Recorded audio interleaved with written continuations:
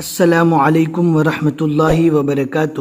الحمدللہ، ہمیں امید ہے کہ آپ حضرات بخیر و عافیت ہوں گے اور قرآن پاک پڑھنے کی مشق اور کوشش کر رہے ہوں گے۔ اللہ پاک آپ کی کوششوں کو قبول فرماوے اور مزید ترقی عطا فرماوے۔ 7واں پارہ چل رہا تھا وَإِذَا سَمِعُوا۔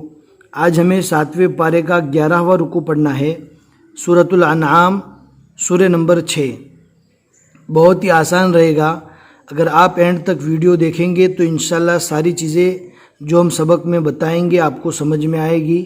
پھر بھی اگر کوئی بات آپ کو سمجھ میں نہ آوے تو آپ کامنٹ میں پوچھ سکتے ہیں یا آپ ٹیلی گرام جوائن کر لیجئے تاکہ وہاں پر آپ کو سوال کرنے میں آسانی ہو۔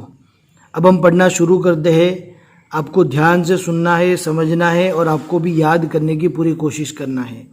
اعوذ باللہ من الشیطان الرجیم، بسم اللہ الرحمن الرحیم۔ وَلَقَدْ أَرْسَلْنَا إِلَىٰ أُمَمٍ مِّن قَبْلِكَ فَأَخَذْنَاهُم بِالْبَأْسَاءِ وَالضَّرَّاءِ۔ میم کے ایک زیر کو میم کے ساتھ ملانا ہے۔ یہاں پر دو زیر کی تنوین پوری کی پوری نہیں پڑھی جائے گی، اس سے پہلے والے سبق میں بھی ہم بتا چکے ہیں۔ امم من قبلک فاخذناہم بالبأساء والضراء۔ واو کو زود سے اور زود کو رو سے ملانا ہے۔ والضراء لعلہم یتضرعون۔ فلولا إذ جاءهم بأسنا تضرعوا ولكن قست قلوبهم۔ نون ساکن کے بعد اکفا کے 15 حروف میں سے قوف آ گیا، لہٰذا یہاں پر نون ساکن کو ناک میں چھپا کر پڑھیں گے۔ ولكن قست قلوبهم وزين لهم الشيطان ما كانوا يعملون۔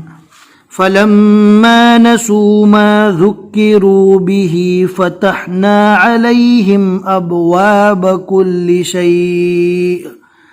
دو زیر کی تنوین ہے لیکن رکنے کی حالت میں جزم سے بدل جائے گا۔ حتى اذا فرحوا بما اوتوا اخذناهم بغتة۔ دو تا ہے لیکن یہ گول تا ہے، رکنے کی حالت میں جزم والی ہا بن جائے گی، لیکن رکنے کے بعد اس ٹکڑے کو واپس ملا کر پڑھا جائے گا۔ بغتۃ فاذا هم۔ ہا کو ڈائریکٹ آگے والے صفحے کے میم کے ساتھ ملانا ہے، اس لیے کہ تشدید والا حرف ہے میم، اور جزم والے حرف کے بعد تشدید والا حرف آ جاوے تو جزم والے حرف کو چھوڑ دیں گے۔ ہم مبلسون فقطع دابر القوم الذین ظلموا والحمد للہ رب العالمین۔ قل ارأيتم ان اخذ اللہ سمعکم وابصارکم وختم على قلوبكم من اله غیر اللہ یأتیکم به۔ انظر كيف نصرف الآيات ثم هم يصدفون۔ قل أرأيتكم إن أتاكم عذاب الله بغتة أو جهرة، دھیان سے پڑھنا ہے، بغتة أو جهرة هل يهلك إلا القوم الظالمون۔ وما نرسل المرسلين إلا مبشرين ومنذرين فمن آمن وأصلح فلا خوف عليهم ولا هم يحزنون۔ والذين كذبوا بآياتنا يمسهم العذاب بما كانوا يفسقون۔ قل لا أقول لكم عندي خزائن الله ولا أعلم الغيب ولا أقول لكم إني ملك إن أتبع إلا ما يوحى إلي قل هل يستوي الأعمى والبصير أفلا تتفكرون صدق اللہ العظیم۔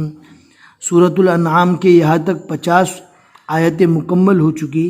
ابھی ہم نے جو رکوع پڑھا وہ 11واں رکوع تھا 7ویں پارے کا، اور اس رکوع کے اندر ہم نے 9 آیتیں پڑھی، اور سورۃ الانعام کے یہاں تک 5 رکوع مکمل ہو چکے۔